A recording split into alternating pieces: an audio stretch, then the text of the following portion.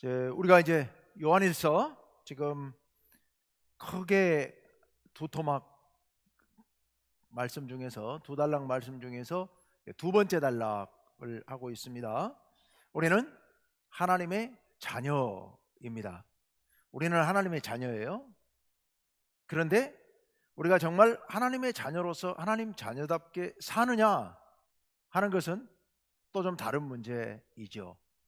그래서 우리가 하나님의 자녀답게 살려면 어떻게 해야 되느냐, 앞에서 쭉 해왔던 대로 죄를 멀리해야 되고 형제를 사랑해야 되고 그리고 세상을 멀리해야 된다라는 말씀을 보았고, 그리고 이제 가장 중요한 네 번째 주제에서 좀 원래 쭉 나가던 흐름에서 약간 벗어나서 좀 세밀하게 사랑에 대한 말씀들을 하고 있습니다. 형제사랑 또는 계명인데요, 그걸 지금 우리가 세 번째 나누어서 지금 세 번째 시간으로 오늘 이 사랑, 온전히 이루어지는 사랑 안에는 두려움이 없다라는 이런 말씀 우리가 함께 보려고 합니다. 오늘 말씀은 먼저 21절 거꾸로 21절부터 거꾸로 올라오면서 보도록 하겠습니다. 먼저 21절 말씀을 우리 같이 한번 읽어봅시다. 시작. 우리가 이 계명을 주께 받았나니 하나님을 사랑하는 자는 또한 그 형제를 사랑할지니라. 아멘. 우리가 이 계명을 주께 받았다 할 때 이 계명이 뭐냐?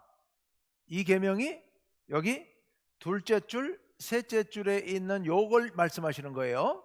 여기 이 계명은 그 앞에 있는 뭐 이식절이나 이런 말씀하는 게 아니고 둘째 줄, 셋째 줄, 하나님을 사랑하는 자는 또한 그 형제를 사랑하라 라는 말씀이에요. 이게 바로 우리가 주께 받은 계명이라는 겁니다. 우리가 주께 받은 계명. 여기서 주께 받은 계명 했는데 주께 받았다, 여기 주는 누굴까? 하나님이에요. 하나님, 예수님을 통해서 우리에게 주신 거예요. 그래서 예수님이 주셨다 해도 괜찮긴 하지만 이 문장상으로는 이건 지금 하나님을 말씀하는 겁니다. 우리가 바로 이 계명을 하나님께로부터 받았다는 거예요. 하나님께로 받았는데 무슨 내용이냐? 형제를 사랑하라는 거예요. 형제를 사랑해야 돼요. 그런데 그 앞에 어떤 자는, 하나님을 사랑하는 자는 또한 그 형제를 사랑하라, 사랑할지니라. 그러니까 이제 당시에 하나님을 사랑한다 라고 막 말로 떠들면서 정작 형제를 사랑하지 않는, 여기 말하는 형제는 함께 신앙생활하는 신앙의 형제들을 얘기하는 겁니다. 형제를 사랑하지 않는 거, 그러니까 이제 이걸 아예 노골적으로 얘기를 하는 거죠. 그게 어떤 사람들요? 영지주의 이단을 지금 얘기하고 있는 거예요. 영지주의 이단이 뭐라고 얘기를 하냐면, 우리는 하나님 사랑한다, 우리는 하나님 사랑을 알았고 우리는 하나님을 사랑한다 라고 얘기를 해요. 그러면서 이웃사랑, 형제사랑, 지난번에도 얘기했습니다마는 여기서 말하는 사랑은 굉장히 구체적이고 실천적인 것이라고 말씀을 드렸습니다. 우리가 마음에 어떤 사랑을 품고 어떤 사람 보면 좋고 가슴 설레고 이런 걸 말하는 게 아니고, 여기서 말하는 사랑이라고 하는 것은 구체적으로 내가 저 사람을 위해서 섬겨주고 베풀어주고 위로해주고 기도해주고 이런 구체적인 행동으로 나타나는 사랑을 얘기하는 건데, 그런데 이 영지주의자들은 그런 거 다 쓸데없는 짓이다, 다 필요 없다, 우리는 안 해도 괜찮다, 왜? 우리 하나님 사랑하니까, 이러면서 이 세상의 삶은 다 무가치하고 무의미한 거니까 여기서 죄를 짓든 사랑을 하든 그거는 하나님하고는 아무 관계없는 것들이다. 왜냐? 여기에 우리의 삶은 육체적인 삶이기 때문이다. 영과 육은 완전히 다른 것이고 영과 육의 세계는 완전히 별개로 분리되어 있는 세계인데, 우리는 영적으로 하나님을 사랑하면 되는 거지, 그리고 영적으로 구원받는 거지, 육체는 아무 상관없다, 그러니까 멋대로 살아도 괜찮다, 왜 힘들어서 다른 사람을 위해 희생하고 섬기고 사랑하고 그런 짓을 하느냐, 왜 그렇게 하라고 자꾸 가르치느냐, 쓸데없는 짓들이다. 이게 이제 영지주의자들의 주장이에요. 그러면서 그들이 말하는 하나님의 사랑은 이 영지와 관련이 있어요. 영적으로 신령한 지식이에요. 신령한 지식. 그게 뭐냐? 아주 거룩하게, 아주 특별하게 아주 신비롭게 우리는 영적으로 하나님과 사랑을 나눈다, 이 어떤 소리를 하는 겁니다. 그러면서 이렇게 성도 안에 서로 사랑하는 거, 이거 다 쓸데없는 짓으로 무가치한 것으로 만들어버리는 이들을 보면서 지금 이 요한일서에서 얘기를 하고 있는 겁니다. 너희들이 하나님 사랑한다고 하면서, 그렇게 신령하게 신비롭게 하나님을 사랑한다고 하면서 형제들을 사랑하지 않는다? 이거는 주님의 계명에 어긋나는 일이다. 주님께서는 우리에게 형제를 사랑하라고 하셨는데, 하나님을 사랑한다면 형제를 사랑해야 된다라고 말씀하셨다라고 오늘 여기 선포하고 있는 겁니다. 여러분, 이게 이제 우리는 이제 영지주의와 관계 없습니다. 영지주의와 뭐 우리에 영향 미치는 게 아니니까. 우리에게 중요한 것은 이겁니다. 우리 하나님께서 오늘 우리들에게 간절히 바라시는 것이 바로 형제를 사랑하는 것. 하나님을 사랑하고 같은 마음으로 형제를 사랑하는 것. 하나님을 만약 사랑한다면 형제를 사랑하는 것으로 보여달라는 그런 말씀이에요. 하나님께서 왜 이런 말씀하실까요? 하나님께서 이런 말씀을 하신 목적은 결국 우리를 위한 것이죠. 하나님께서 가장 가슴 아파하고 하나님께서 가장 간절히 바라는 것은 이 인간들이 이 세상 가운데서 서로 사랑으로 하나 되는 것. 성부, 성자, 성령 삼위 하나님께서 깊이 사랑하시듯이 우리도 서로 깊이 사랑하는 것. 그래서 하나님 나라와 같은 그런 행복을 누리며 살게 되는 것, 이거 하나님께서 우리를 위해서 간절히 바라시는 뜻이죠. 우리가 그렇게 되기를 하나님은 간절히 바라고 계십니다. 그렇기 때문에 만약 너희가 나를 사랑한다면 너희 형제를 사랑하라 라고 말씀하시는 거예요. 그러면서 만약 그렇게 하지 못한다면 20절로 거슬러 올라갑니다. 20절 다 같이요, 시작.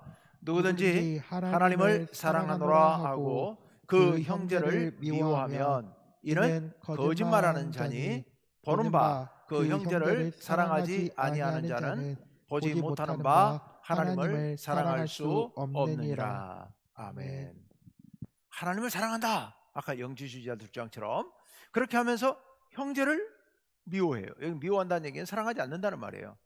사랑하지 않는다면 그러면 거짓말하는 거라는 거예요. 뭐가 거짓말하는 얘기예요? 뭐가 거짓말이에요? 앞에 하나님을 사랑하노라 하고, 이 하고는 말하고예요. 말하고. 그러니까 그 말이 거짓말이라는 거예요. 형제를 사랑하지 않으면 하나님 사랑한다고 말하는 것은 다 거짓말이다, 이 말씀입니다. 왜 그러냐? 그 다음에 보시면 보는 바 그 형제를 사랑하지 않은 자는 보지 못하는 바 하나님을 사랑할 수 없다. 네. 형제는 눈에 보이는 사람들이고 하나님은 눈에 보이지 않기 때문에 누구를 사랑하는 게 더 쉽겠느냐? 형제를 사랑하는 게 당연히 더 쉽지 않느냐? 눈에 보이기 때문에. 하나님은 보이지 않는 분이기 때문에 그 하나님을 향해서 구체적으로 사랑을 실천한다고 하는 거, 아까 사랑은 구체적인 실천이라고 말씀드렸잖아요. 근데 하나님을 향해서 구체적으로 사랑을 실천한다고 하는 거, 이거는 참 어려운 일이에요. 형제를 사랑하지 않으면서 하나님을 사랑한다 하는 거 거짓말이다. 왜냐? 형제도 사랑하지 못하면서 하나님을 사랑한다 라고 하는 것은 이건 불가능한 얘기다 라고 말씀하시는 겁니다.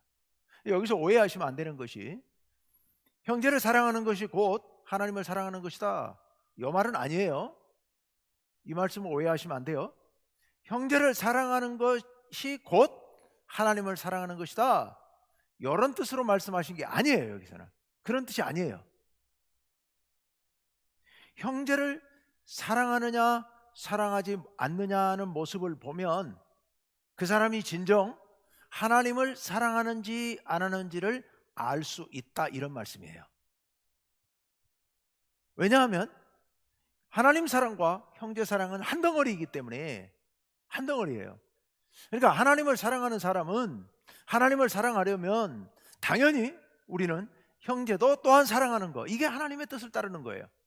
하나님을 사랑한다고 하는 것은 하나님께서 뜻하시는 바를 나도 내 뜻으로도 품고, 하나님께서 원하시는 것을 나도 하고 싶고, 그래서 하나님께서 사랑하기를 원하시니까 나도 당연스럽게 사랑하는 거예요.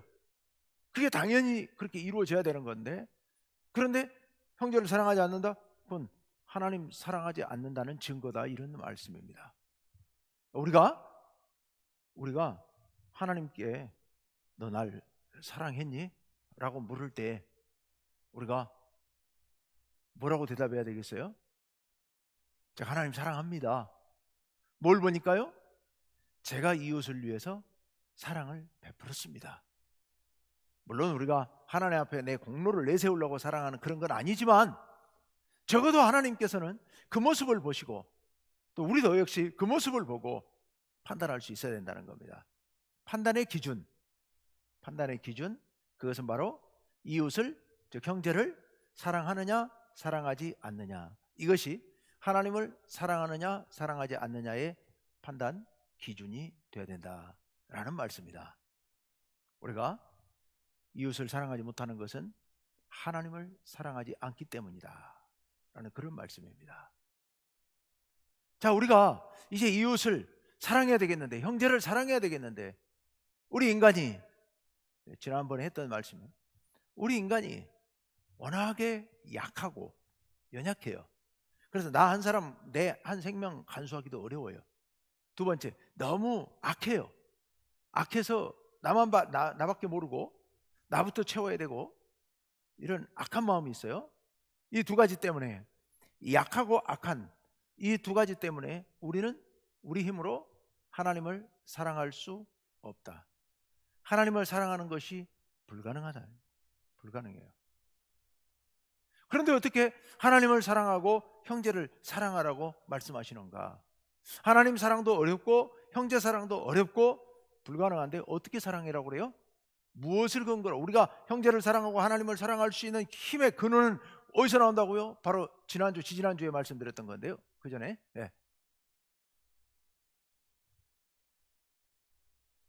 잊어버리셨죠? 아니, 말씀을 갑자기 하려니까 막 정리가 안 되실 뿐이죠. 다 알고 계실 줄로 믿고요. 그것을 간단명료하게 딱 떨어지게 정리해 주신 말씀이 19절이에요. 바로 앞에 19절. 다 같이 시작. 우리가 사랑하면 그가 먼저 우리를 사랑하셨습니다. 아멘. 그가, 하나님이 우리를 먼저 사랑하셨습니다. 하나님께서 우리를 사랑하셨습니다. 하나님께서 우리를 사랑하셨는데, 하나님께서 우리를 어떻게 사랑하셨어요? 독생자 예수 그리스도를 뭐로 보내셨어요? 우리의 화목 제물로 보내셨다는 거예요. 이게 10절 말씀이잖아요. 요한일서 4장 10절. 요한일서 말씀 중에서 가장 중요한 핵심 중에 핵심 말씀. 하나님께서 우리를 사랑하셨는데 어떻게 사랑하셨다고요? 독생자 예수 그리스도를 화목 제물로 보내셨어요. 우리가 하나님을 사랑한 것이 아니고 하나님이 우리를 사랑하셨으니 그 아들을 화목 제물로 우리를 위해 보내셨다는 거예요. 이 놀라운 사랑, 그가 먼저 우리를 사랑하셨습니다. 우리가 하나님을 사랑한 게 아니에요. 우리가 하나님을 사랑할 능력이 없어요. 우리가 형제를 사랑할 능력이 없습니다. 우리는 그렇지 못합니다. 너무 연약하고 너무 악한 존재들이에요. 그래서 하나님을 사랑할 방법이 없어요. 그런데 우리 하나님께서 먼저 우리를 사랑하신 겁니다. 독생자 예수 그리스도를 보내셔서 우리의 화목 제물이 되도록 그렇게 하심으로 말미암아 우리 죄가 용서함을 받고, 이제 우리가 그 사랑으로 우리의 가슴이 충만해져서 그 사랑 안에서 우리가 형제를 사랑하고 하나님을 사랑할 수 있게, 하나님 사랑, 형제 사랑을 할 수 있게 된 겁니다. 이게 요한일서에서 말하려고 하는 가장 중심 말씀이기 때문에 지난번에도 말씀드리고 지난번에도 말씀드리고 오늘 여기 또 나왔어요. 우리가 사랑하면 그가 먼저 우리를 사랑하셨습니다. 이제 지금까지 본 세 절 말씀을 다시 한번 종합해 보면 이런 말씀이죠. 거꾸로 이제 바른 길, 바른 방향으로 우리가 사랑하게 되는 것은 하나님께서 우리를 사랑하시는 그 놀라운 사랑 때문이다. 하나님께서 우리에게 베푸신 그 놀라운 사랑을 우리가 받았습니다. 그랬기 때문에 우리는 하나님을 사랑하고 형제를 사랑해야 됩니다. 형제는 하나님을 사랑한다고 하면서 형제 사랑하지 못하는 것은 거짓말이다. 왜냐하면 형제를 사랑하는 게 더 쉬울 수 있으니까요. 형제를 사랑하는 것은 하나님을 사랑한다고 하는 것에 증거가 될 수 있는 것이다. 그러므로 우리는 어떻게 된다? 하나님께서 우리에게 새 계명을 주셨는데, 그 계명을 주셨는데 계명이 뭐라고요? 우리의 형제를 사랑하는 것. 형제를 사랑하는 것. 이게 하나님께서 우리에게 주신 계명이라는 겁니다. 자, 이거 하나님께서 우리를 위해서 독생자 예수 그리스도를 보내셔서 이토록 깊이 사랑하셨기 때문에 우리는 그 사랑을 알고 그 사랑 안에 거해야 돼요. 우리가 하나님의 사랑 안에 거하면서 우리도 그 사랑을 행하면 우리가 하나님 안에 거하고 하나님이 우리 안에 거하는 상호 내주의 놀라운 역사가 일어나게 됩니다. 그게 지난번에 우리가 봤던 내용입니다. 그 말씀, 지난번에 봤던 말씀을 한마디로 압축하면, 즉 4장 11절에서부터 16절까지 말씀을 한마디로 압축한 것이 16절이에요. 마지막 16절 말씀 보여주세요. 예, 지난번에 했던 말씀이에요. 다시 한번 16절 말씀 읽어보면 시작. 하나님이 우리를 사랑하시는 사랑을 우리가 알고 믿었노니 하나님은 사랑이시라. 사랑 안에 거하는 자는 하나님 안에 거하고 하나님도 그의 안에 거하시느니라. 아멘. 아멘. 하나님은 사랑이세요. 우리는 그 사랑 안에 거해야 돼요. 그러니까 우리가 십자가 사랑 안에 거해야 되는 겁니다. 언제나 십자가의 사랑의 그 품을 벗어나면 우리는 아무것도 없는 거예요. 언제나 하나님 사랑 안에, 주님의 십자가 사랑 안에 거해야 돼요. 이 하나님의 사랑 안에 거하는 거, 이렇게 거하는 자는 곧 어디 거하는 것이다? 하나님 안에 거하는 것이다. 하나님의 날개 품 안에 우리 거하는 거예요. 동시에 하나님도 우리 안에 거하는 거예요. 하나님도 우리 안에. 자, 간단하게 압축하면 하나님이 우리를 사랑하셨으니 우리도 사랑하자는 거예요. 하나님 사랑하고 이웃 사랑하고, 그러면 하나님과 우리가 서로 완전히 하나가 될 수 있다, 이 말씀이에요. 그런데 이 말씀을 이렇게 표현하고 있습니다. 아주 놀라운 표현인데요. 17절 말씀, 오늘 말씀 첫 절 17절 상반절 말씀만 다 같이 읽어봅니다. 시작. 이로써 사랑이 우리에게 온전히 이루어진 것은 우리로 심판날에 담대함을 가지게 하려 함이니. 아멘. 여기까지. 이로써 사랑이 우리에게 온전히 이루어진 것은, 와, 놀라운 말씀이에요. 여기 온전히 라는 말은 완성을 이야기해요. 완전하게 이루어졌다는 거예요. 사랑이 우리 안에서 완전케 되었다는 말씀이에요. 완전케 됐어요. 야, 여러분, 이 완전한 사랑, 완전한 사랑이라는 말을 우리가 드물게 덜어 사용합니다. 특히 하나님께서 예수님을 통해 십자가에서 우리를 사랑하신 그 사랑을 우리가 완전한 사랑이라고 표현하는데, 그건 하나님의 사랑이거든요. 근데 오늘 이 말씀에 보니까 이로써 사랑이, 이 사랑은 이제 하나님께서 우리를 향해 베풀어 주신 그 사랑을 얘기합니다. 하나님께서 우리에게 보여주신 사랑, 가르쳐 주신 사랑이에요. 근데 그 사랑이 우리에게 와서 우리 속에서 어떻게 됐다고요? 온전하게 이루어지는 거예요. 사랑이 완성이 되는 거예요. 완전케 되는 거예요. 무엇이 이 사랑의 완전이라고요? 방금 앞에 봤던 16절이요. 그 16절이 뭐였어요? 하나님은 사랑이세요. 그래서 우리가 사랑 안에 거하면 하나님이 우리 안에 거하시고 우리가 하나님 안에 거하고, 즉 우리가 하나님의 사랑 안에서 우리도 사랑하게 되므로 하나님과 우리가 하나 되는, 이게 바로 사랑의 완성이라는 거예요. 사랑의 완성. 이 사랑의 완성이 우리 안에서 이루어지게 됩니다. 여러분 한번 생각해 보십시오. 하나님의 사랑이 여러분 안에서 완성되셨나요? 뭐 생각할 게 많나요? 아니, 많이 생각할 거 없잖아요. 간단하잖아요. 하나님이 여러분을 사랑하신다는 그 사랑을 여러분 아시나요? 왜?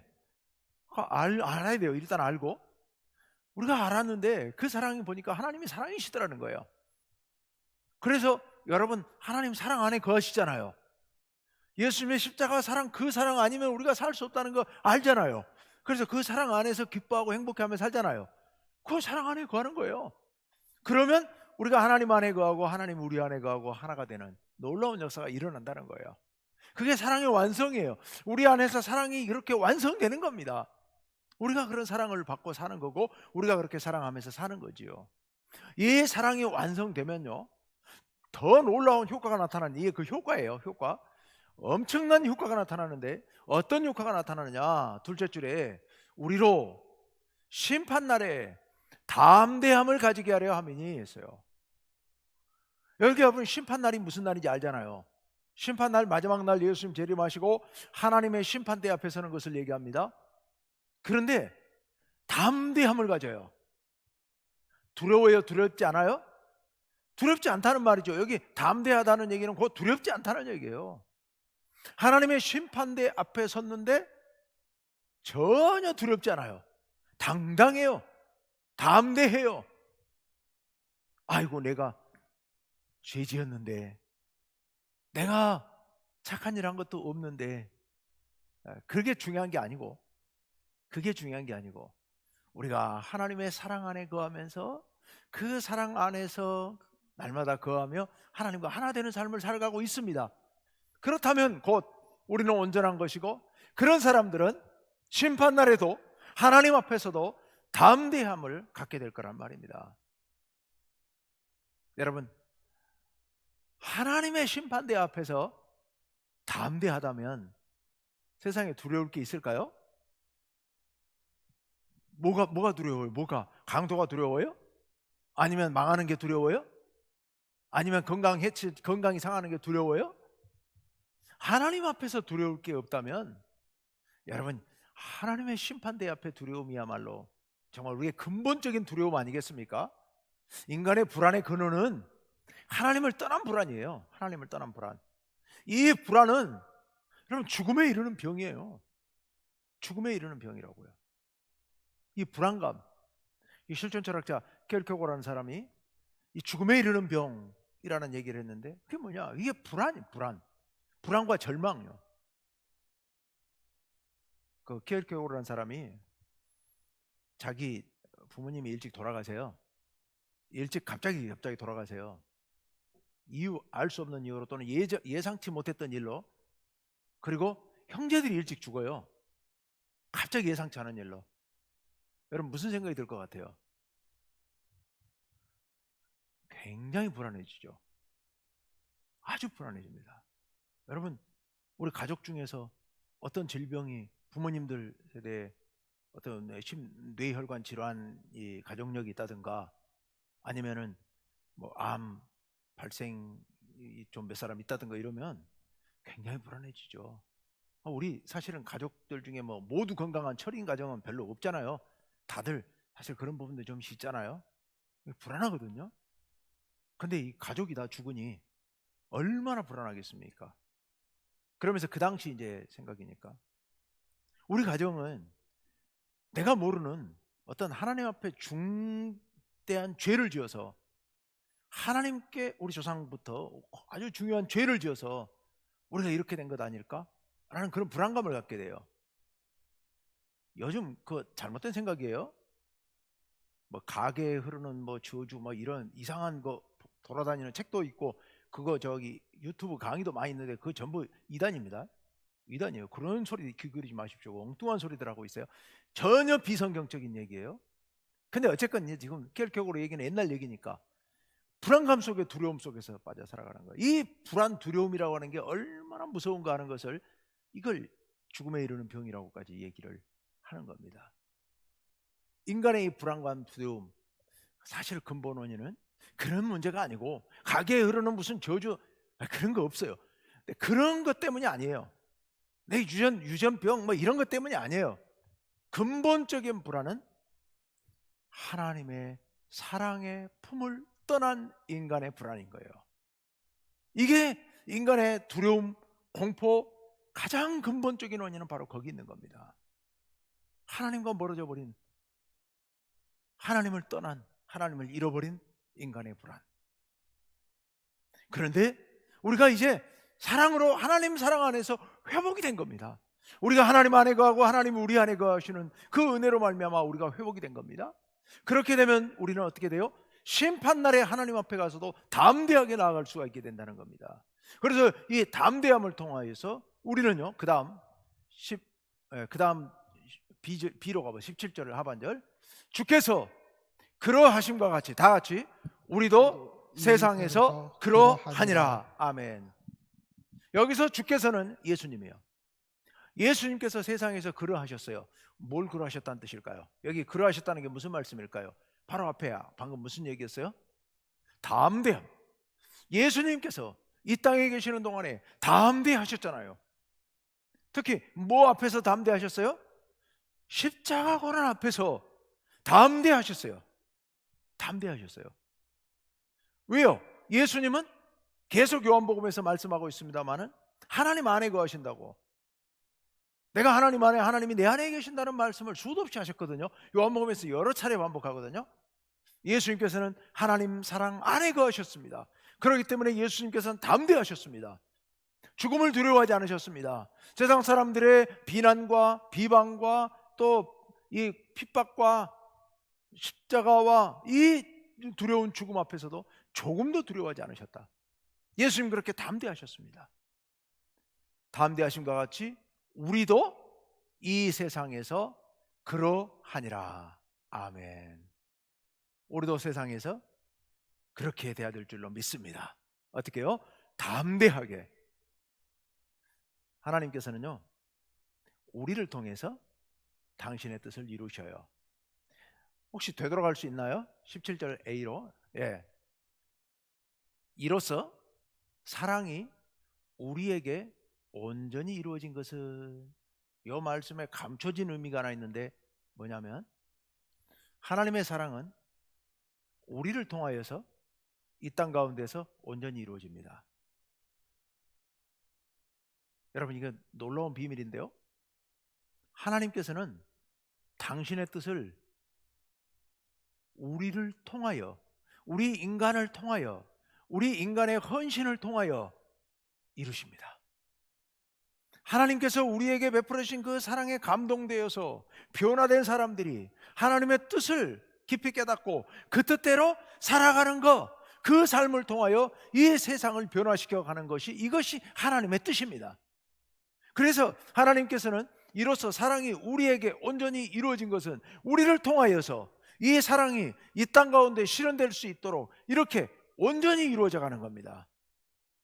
마찬가지로 여기 우리에게 온전히 이루어졌다는 것은 세상에서 이루어졌다는 뜻이거든요. 그래서 그 다음에 아까 17절 하반절에, 다시 17절 하반절, 주께서 그러하심과 같이 우리도 이 세상에서 그러하니라. 주님께서 담대하게 이 땅 가운데서 사랑을 베풀며 살아가셨던 것처럼 우리 역시도 주님 사랑 안에서 이 땅 가운데서 사랑을 이루면서 담대하게 나아갈 수 있게 되는 겁니다. 이것이 우리를 통해 이루시려는 하나님의 뜻이다. 그래서 그 다음 18절, 다 같이요, 시작.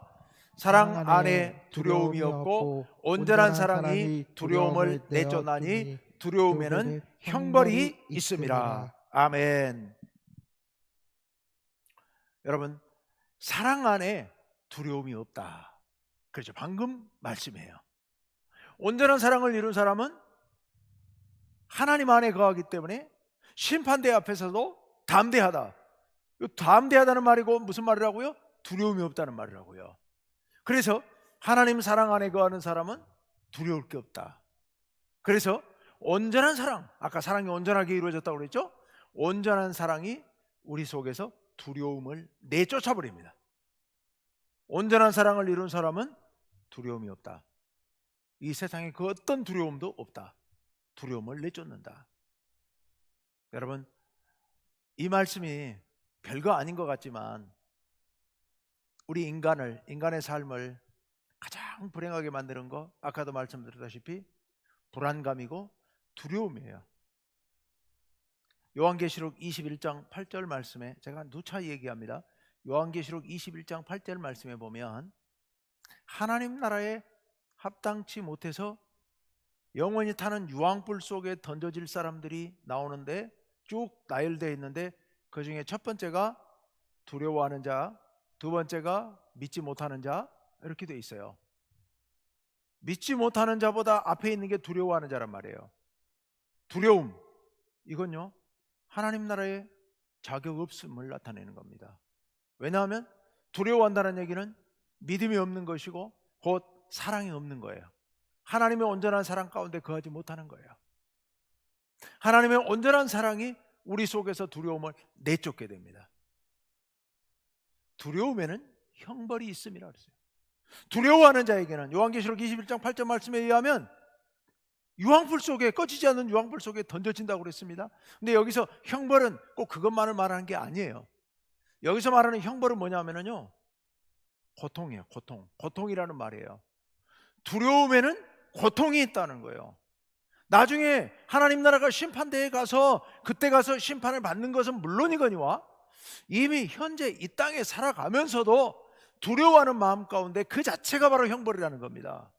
두려워한다고 하는 게 얼마나 이게 고통스러운 일인지, 인간이 불안해하는 거 이거 정말 큰 고통인 겁니다. 이거 엄청난 고통, 이게 스트레스이죠. 그런데 그 자체가 형벌이라는 거예요. 그래서 우리가 이 두려움을 버려야 되는데, 두려움을 버릴 수 있는 유일한 길은 이 하나님의 놀라운 사랑 안에 거하는 것밖에 달리 길이 없다는 거죠. 그래서 그 다음 18절 하반절에 마지막으로 이런 말씀을 하고 있습니다. 다 같이 시작. 두려워하는 자는 사랑 안에서 온전히 이루지 못하였느니라. 아멘. 두려워한다고 하는 것은 그가 사랑 안에서 온전히 이루지 못했다는 증거라는 거죠. 이게 증거다. 우리 속에서 두려움이 생긴다면 이것은 내가 혹시 하나님 사랑을 깜빡 잊어버리고 있지는 않은지, 하나님 사랑 안에서 온전히 거하지 못하고 있는 것은 아닌지 우리 자신 돌아봐야 됩니다. 우리 속에 불안한 마음이 들고요, 우리 속에 두려운 마음이 들면 빨리 돌이키셔야 됩니다. 하나님께서 나를 그렇게 사랑하셨는데, 하나님께서 당신의 아들을 십자가에 내 대신, 내가 죽어야 되는데 예수님을 대신 십자가에 죽게 하실 만큼 나를 그렇게 사랑하시고 나를 지키시고 보호하시는데 내가 뭘 두려워하고 있나? 내가 왜 두려워하고 있나? 여러분, 이 생각하면서 담대하게 나아갈 수 있어야 됩니다. 두려워하지 마십시오. 여러분, 갑자기 가난해지는 거 두려워하지 마세요. 갑자기 병드는 거 두려워하지 마세요. 누군가가 나를 위험에 빠뜨리는 거 두려워하지 마세요. 우리 하나님께서 여러분을 사랑하십니다. 사랑하시는데 그냥 사랑하시는 게 아니라 당신을 위해서, 여러분을 위해서 독생자 예수 그리스도를 죽게 하실 만큼이나 그렇게 사랑하신다니까요. 이건 정말 세상 그 어떤 것과도 비교할 수 없을 만큼 큰 사랑이죠. 여러분, 이 사랑을 잊지 맙시다. 이 사랑을 잊지 맙시다. 오늘 말씀 다시 한번 간단하게 정리를 해봅시다. 이제 앞에서부터 본다면 우리가 하나님의 사랑을 깨닫고 알고 하나님 사랑 안에 거하는 거, 이건 하나님의 사랑을 우리 안에서 온전케 하는 것이다. 하나님의 사랑을 우리 안에서 온전케 하는 사람은 하나님의 심판대 앞에서도 조금도 두려워하지 않는다. 하나님의 심판대 앞에서 두려워하지 않는다는 얘기는 세상에서도 두려워하지 않는다는 얘기다. 세상에서 두려움이 없는 것, 이건 바로 우리가 가장 행복하게 살아가는 길이다. 만약 우리가 두려워하고 있다면 그것은 온전한 사랑을 누리지 못하기 때문에 그런 거다. 온전한 사랑을 누리는 사람은 진정 두려움 없이 행복하게 살아가는 사람이고, 만약에 두려움이 있다면 그거야말로 형벌이다. 그 자체가. 우리가 스스로 사랑할 수 없지만 하나님께서 우리를 사랑하셨다. 그러므로 말로만이 아니라 우리의 형제를 진심으로 사랑함으로 우리 하나님에 대한 사랑을 우리가 입증해야 된다. 증명해야 된다. 하나님께서는 계명으로 우리에게 말씀하신다. 형제 사랑하라. 형제 사랑하라 라고 말씀하신다. 오늘 우리가 이 하나님의 사랑 깊이 인식하고요, 잊지 맙시다. 우리 안에서 하나님의 사랑이 온전케 된다는 사실을 절대 잊지 마시고 그 사랑 안에서 담대함을 갖고 두려움 없이 용기를 내서 살아갑시다. 그래서 사랑을 실천할 수 있는, 형제 사랑을 실천할 수 있는 그런 확실한 믿음을 갖고 살아가시기를 간절히 바랍니다. 오늘 우리가 하나님 앞에 간절한 마음으로 함께 기도합시다.